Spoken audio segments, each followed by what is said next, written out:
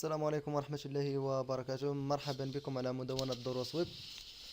اليوم إن شاء الله سوف نقوم بأول درس في دورة التي اخترنا لها كعنوان نتعرف جميعا أو نتعرف معا على الجافا سكريبت.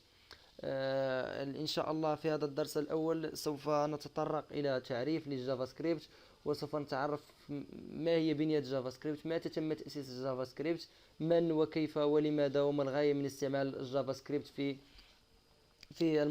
موقع الويب الخاص بنا. أول شيء إن شاء الله سوف نتعرف على الجافا سكريبت. ما هي الجافا سكريبت؟ الجافا سكريبت فهي لغة برمجة. اسم الجافا سكريبت هو يعني جزيرة وتوجد بإندونيسيا، لا علاقة لها بمنشئ اللغة. نعم، طورت الجافا سكريبت من قبل شركة نيتسكيب. نعم، وتختلف الجافا سكريبت تماما، فهي تختلف تماما عن الجافا. فالكثير من الإخوان يوجد لديهم هذا اللبس، يقولون أن الجافا سكريبت لها علاقة بالجافا، فهما مختلفين تماما. نعم، فتشابه الاسم لا يرجع لأنهما مثل بعضهما البعض. فائدة الجافا سكريبت، هذه اللغة هي تبث الحياة في الانترنت، حيث تستخدم لإنشاء صفحات انترنت أكثر تفاعلية وديناميكية. يوجد نمطان للجافا سكريبت من حيث التنفيذ لدى العميل ولدى الخادم. نعم، حيث يقوم بتحميل الكود مع صفحة ال HTML، ومن ثم تصبح العمليات التي يطلبها المستخدم تنفذ على جهازه أي ضمن المتصفح الخاص به.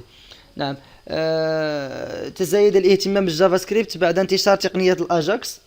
نعم، وكذلك فالجافا سكريبت تحتوي على الكائنات الأوبجكت والمتغيرات الفاريابل، والدوال، يمكن إنشاء دوال كذلك، والتكراريات مثل فور والوايل والدو وايل والكيز والفوريش.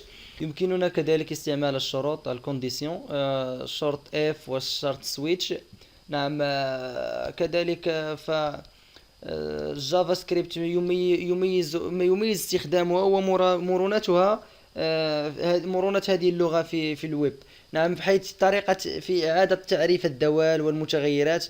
كذلك تدعم اللغة العربية. نعم، ومن بين فمثلا يمكن إعادة تعريف دوال الجيب والجيب تمام الموجودة أصلا في مكتبة الجافا سكريبت بالكلمات سين والكوس. نعم، فهناك العديد من الأمور التي تجعل الجافا سكريبت لغة برمجة قوية.